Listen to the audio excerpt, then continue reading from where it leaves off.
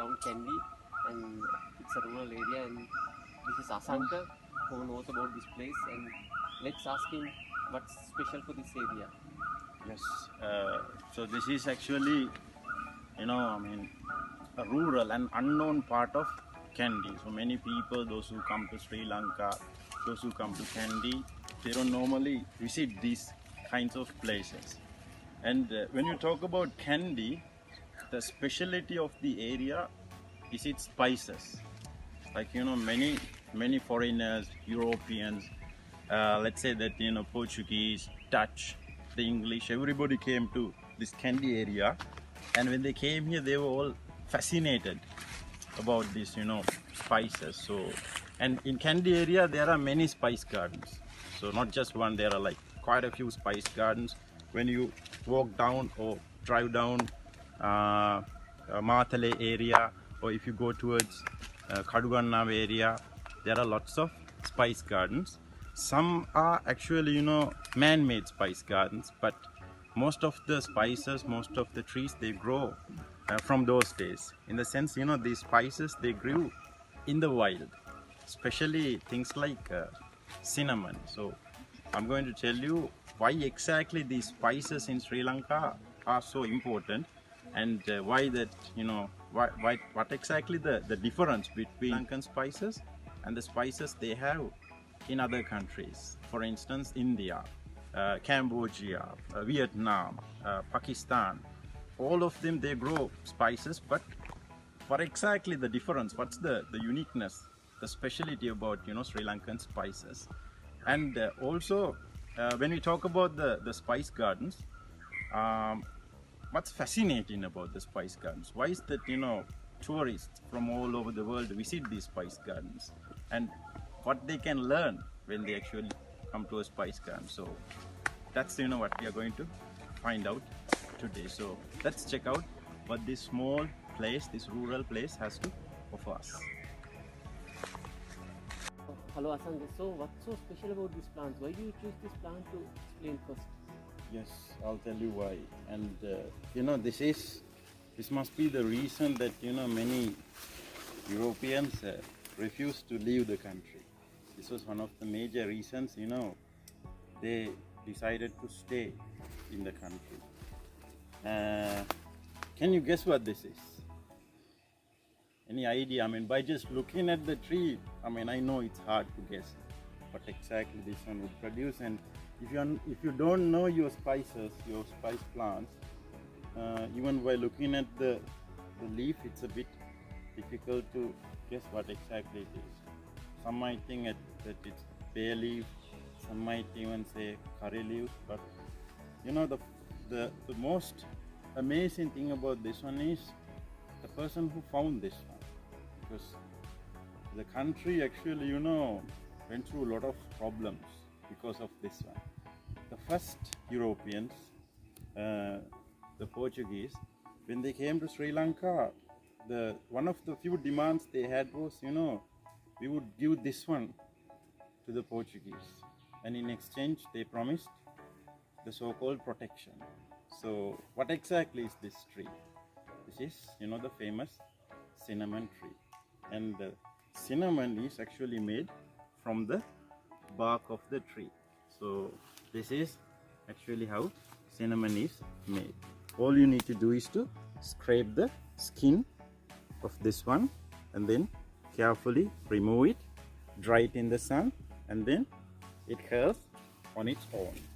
So the process is long, so I'll just, I don't want to actually, share all the secrets that this spice business has to offer.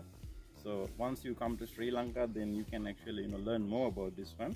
And then they end up like this.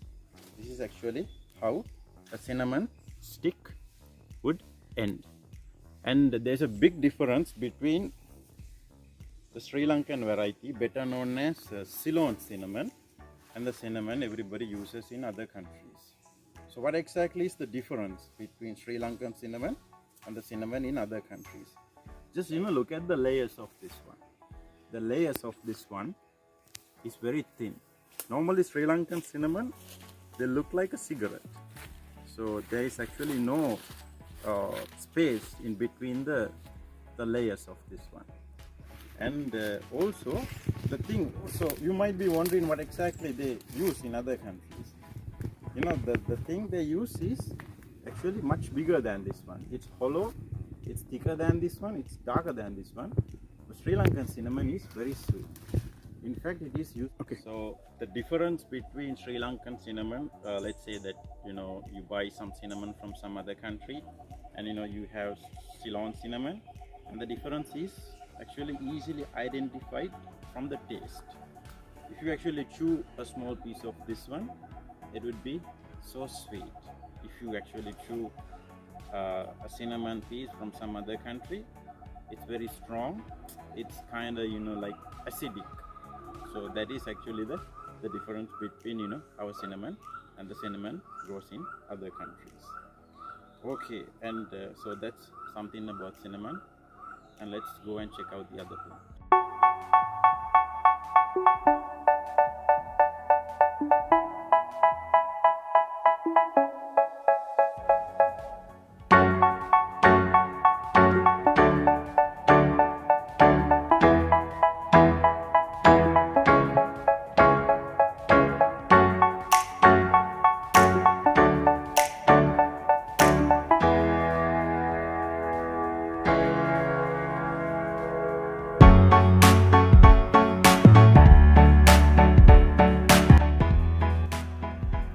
So what you are looking at is the hottest spice in Sri Lanka, and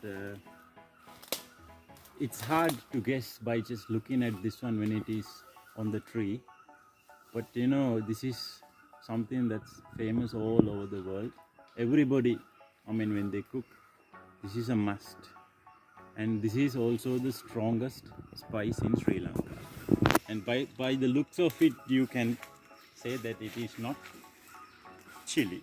So most of the time when people want to actually cook something spicy, they use chilies, lots of chilies. But in Sri Lanka, when we want to make a dish a little bit stronger, what we do is we add lots of these things. And what we have here is Sri Lankan pepper, and as you can see, pepper grows on another tree. And basically pepper is a creeper. It grows on another tree like this one. Any tree, you can choose any tree and then just plant the pepper, and then it will climb on that tree. So that is how pepper is grown. And so what exactly are the things that we can make out of the pepper tree? Basically, what types of peppers. So most of the time, when you go to the market or when you go to the spice store, you see green peppers, you see black pepper, you see white pepper, many colors you see, and each color has a different taste, different strength. So I'm going to tell you that we are going to make all the 4 types of pepper from one plant. And so this is the first stage of the pepper, and that is green pepper. When it is young, the pepper is green. So I can't actually reach this one, unfortunately. I can't climb trees. So let's say that you can somehow grab this one, and if you try to press it hard, and if it breaks, then the time is not right to get green pepper and make black pepper. So it comes to a point where we cannot crush this pepper, the green pepper, and then we know the time is right to get that pepper, dry it, and then it becomes black pepper.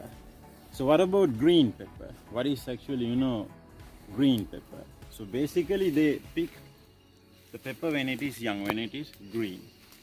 They pick it. Most of the time they have to use some sort of a chemical.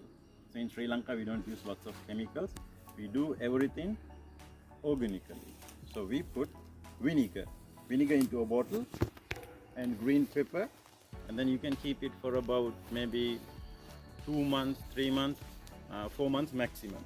So that is how we make green pepper all over the world. That's actually the way. It's just the difference is they put some chemical in order to preserve it. So what exactly is white pepper? So this pepper, the same thing, it gets ripened after some time. So once it's ripened, later we can actually have a look at, you know, a ripened one also. When it gets ripened, it becomes red, and then you take that pepper, peel off the skin, and then you can have white pepper and red pepper. Red pepper also is, you know, I just explained about red pepper. Same thing becomes red, and then they take it, they need to preserve it in something similar to vinegar. I'm not going to tell exactly what it is, another natural preservative we use. So there's green, there's black, there's white, there's red. All the peppers come from one plant. 4 different types of peppers, 4 different tastes, 4 different prices. The most expensive is the white pepper.